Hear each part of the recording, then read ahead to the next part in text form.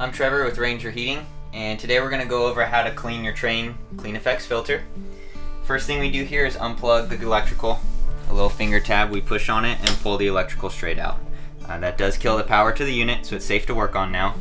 To get the door off, there's two tabs, they flick out, and then the door comes off at an angle and then slides right out.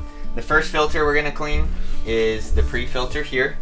So it comes straight out. You can either blow it off with an air compressor, put it flat on the ground, and then vacuum it off.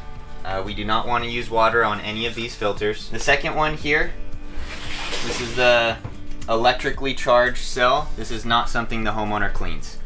We leave this for the service techs to clean once a year with your normal maintenance, so this can stay in place. The next one is the collection cell. There are two of these. They slide right out. Same thing, we can blow it from the back side, or we can set it down flat and use a vacuum to vacuum off the front here. Like I said, there is two. Same thing, reach back here, pull it out, clean that guy off as well.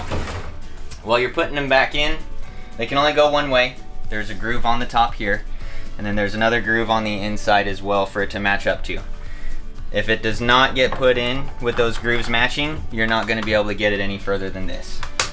If they are lined up, they slide right in place.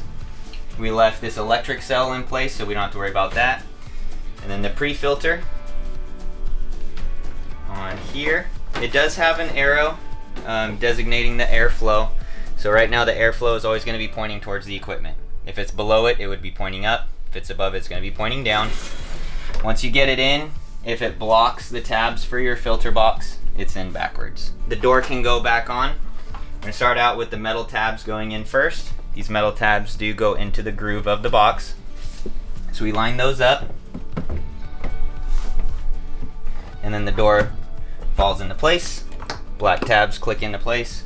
Electrical fitting again, just slides right in. You'll hear a click, and now we have power again.